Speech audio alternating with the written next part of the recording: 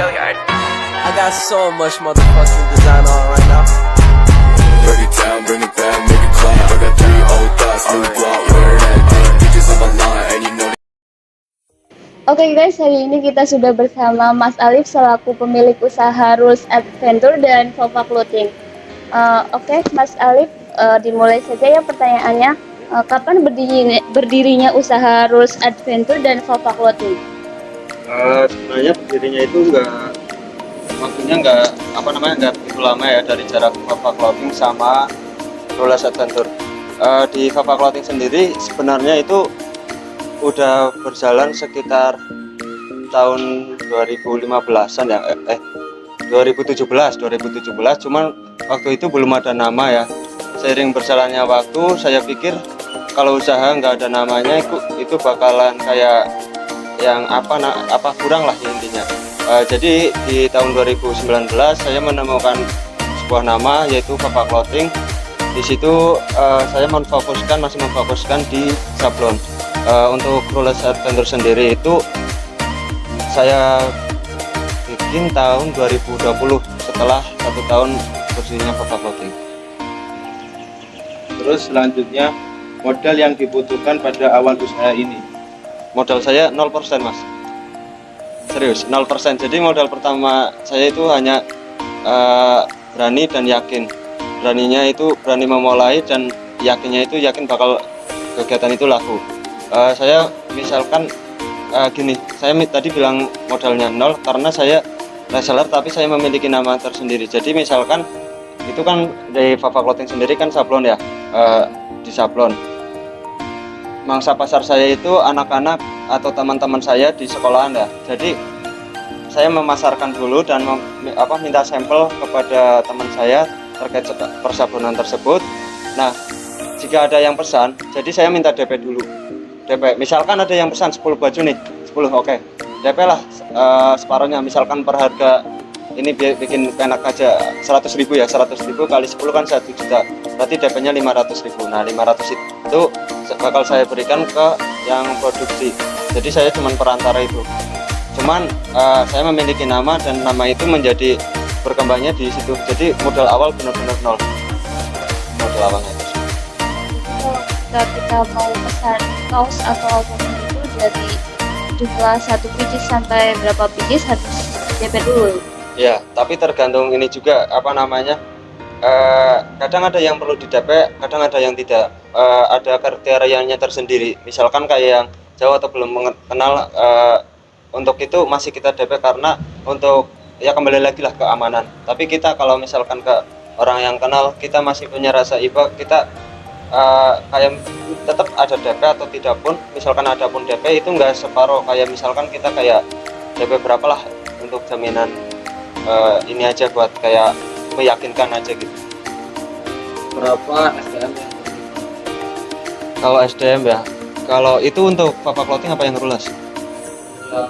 Rules atau apanya? Oh, kalau misalkan Fova Clothing itu SDM-nya itu masih sedikit sih, paling cuman saya dan rekan-rekan saya yang bisa bantu. Paling saya mintain tolong untuk yaitu terkait sablon. Untuk di sablon sendiri, kalau misalkan kita dapat pesanan cukup banyak, kita memerlukan 3 atau 4 orang untuk menyablon, dan desainernya itu sendiri 4, berarti 5 lah, sekitar 5.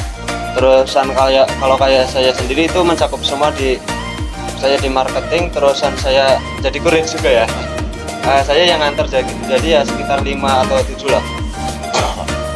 Terus untuk yang Rules sendiri itu kan sifatnya di penyewaan ya, lebih ke penyewaan alat outdoor, dan ada open trip atau kita melakukan kegiatan outdoor bersama ya. Misalkan ada jasa yang menginginkan ini sewa alat outdoor, terus kita suruh masang dan bongkar pasang nganter juga.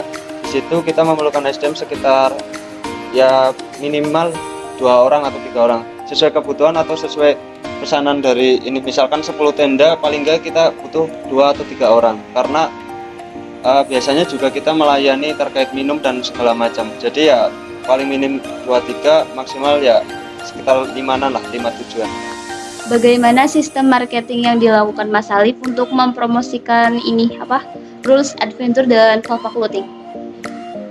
Kalau di sistem promosinya ya, terkait promosi, yang pertama sih saya memanfaatkan ini sih sosialisasi atau sosial. Misalkan saya sendiri kan jiwanya seneng tongkrong gitu kan, dari pertama saya memanfaatkan itu, jadi kayak belajar marketingnya di situ. Misalkan tahu celah-celahnya teman-teman, ini butuh apa, karena di teman-teman usiaku dulu itu masih ingin fashion kan, jadi saya mencarikan terkait itu. Jadi pertama dari sosialisasi, yang keduanya baru masuk di dunia digital atau di HP ya, Instagram. Ya, Instagram itu di sosial media lah, di sosial media baru-baru ini. Tapi lebih seringnya itu malah masih menggunakan WA, karena ini sih cangkupannya saya masih pengen yang ini dulu, yang dekat dulu, belum kayak kalau terlalu luas, karena saya sendiri kan masih bukan nyambi ya, masih seorang mahasiswa ya, jadi saya belum siap untuk ke ranah yang lebih ini dulu, karena saya menyiapkan ininya dulu, ibaratnya kayak bikin fondasinya dulu gitu. Bagaimana sistem pencatatan keuangannya? Sistem pencatatannya ya, nah itu biasanya masih jadi kendala ya, kadang lupa sistem pencatatannya. Untuk pencatatannya sendiri biasanya saya ambil ini peruntung yang besar. Kalau misalnya yang kecil-kecil itu saya kadang belum tak bukuin, kayak misalkan yang tadi dapat orderan 10 baju atau orderan sewa gitu, baru saya tak masukin. Kalau misalkan yang jumlahnya kecil, hanya satu pesanan misalkan kemeja atau ini, saya belum masukkan, karena itu sengaja saya bikin buat investasi. Saya jalan kayak ke kampus atau sekedar ini buat uang saku gitu loh. Kalau yang besar itu saya bukukan, terusan nantinya misalkan udah 1 bulan atau 2 bulan saya gunakan buat beli alat lagi yang saya bisa jual, tapi saya masih punya barangnya. Jadi ibaratnya saya beli barang untuk disewakan, jadi itu artinya tadi. Berapa omset yang Anda peroleh dalam waktu 1 bulan? Kalau bicara omset sih tergantung musim juga ya, ngaruh ya. Kalau misalkan musim kayak di musim kayak hujan kayak gini, kalau di penyewaan kurang ya, paling dapat sekitar 200 ribu itu bersihnya. Terusan kalau yang di clothingan sendiri 200 ya, kalau 1 bulannya bersih sekitar 500 lah kurang lebihnya. Apakah ada hambatan dalam menjalankan usaha ini?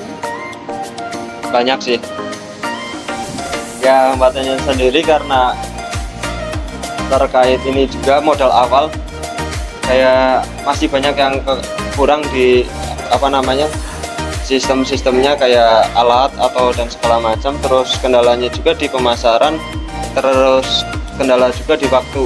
Kadang karena saya masih seorang mahasiswa, ketika ada orang yang pesan itu benturan dengan jadwal kuliah saya. Jadi kayak misal ini pengambilannya yang masih saya bingung mau ambil ini dan itu. Jadi kendala terbesarnya di pembagian waktu sih terlebihnya. Kalau misal di pemasaran masih bisa tertoleransi sih, cuman pembagian waktu, terusan kayak persaingan sekarang, kayak kendalanya juga di bidang digital saya masih kurang banget, karena itu belum ada waktunya atau masih belum bisa belajar lah, intinya belum bisa belajar di situ.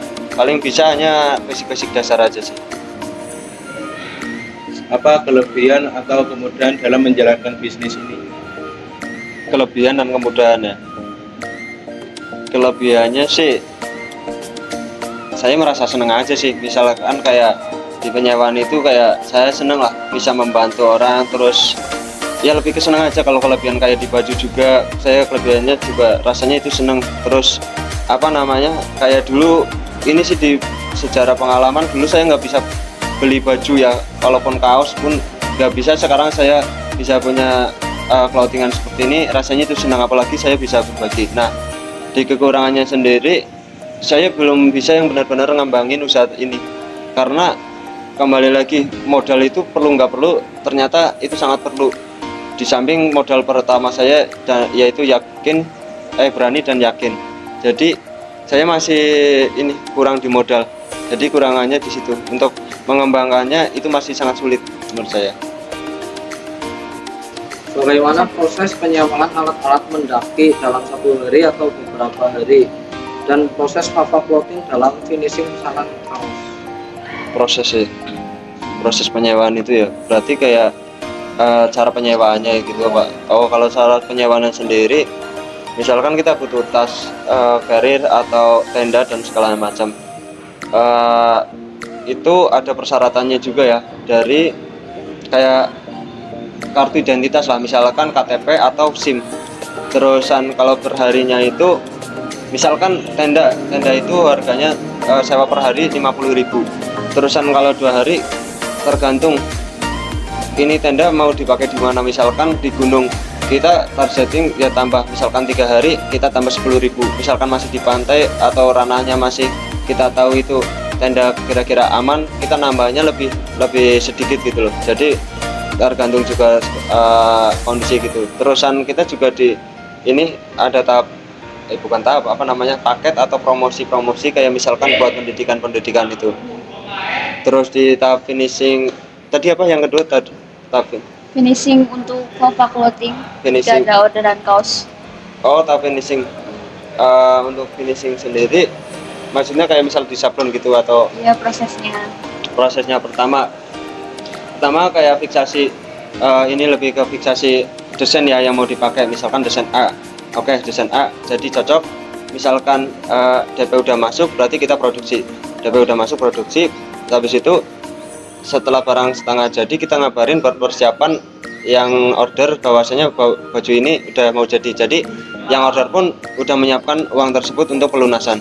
Jadi kita juga bikin apa namanya itu nota yang sifatnya digital. Jadi notanya itu ada terperincinya kurangnya apa dan ukurannya apa, lebih detail lagi. Jadi kita juga ini mengurangi kertas-kertas lah intinya, pakai digital gitu. Misalkan kertas pun mau ada, kita bisa bikinkan, tapi kita lebih ke kayak lebih digital seperti itu. Jadi ketika proses finishing untuk kaos sendiri tergantung besar kaosnya yang dibesar. Ya bisa dibilang seperti itu, ya bisa jadi.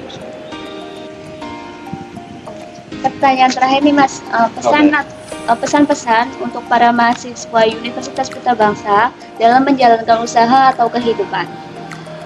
Jangan takut untuk memulai ya. Biasanya kita ragu ya untuk memulai dengan berbagai pertanyaan. Justru pertanyaan-pertanyaan itu yang harus kita jawab, bukan kita malah menambah pertanyaan. Semakin bertambahnya pertanyaan, kita malah semakin lamban untuk maju. Jadi misalkan kita udah pengen kegiatan ini usaha, ya udah jalani aja, kerjakan. Nggak usah nunggu yang lain. Misalkan mau nunggu, berarti kalian harus nunggu ini informasi lanjutan yang tambahan yang akurat dan aktual.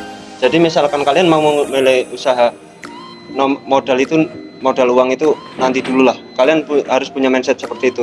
Jadi modal pertamanya itu kalau bisa berani dulu, baru yakin, baru uang. Uang ini bisa dicari, tapi modal ini belum tentu. Kita punya uang, tapi kita nggak punya modal 2 yang tadi. Kita belum tentu bisa menjalankan usaha.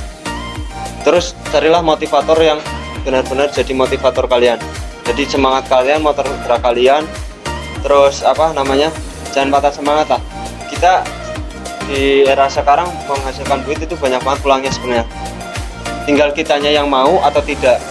Tapi kita nggak usah nggak usah ragu. Kita yakin.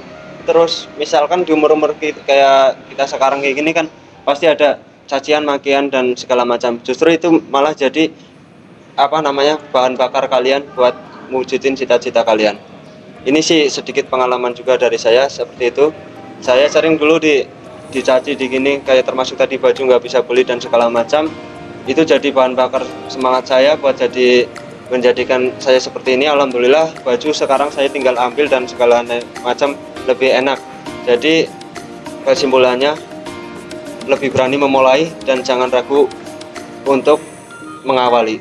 Jadi jangan takut gagal, coba lagi sampai kalian berhasil.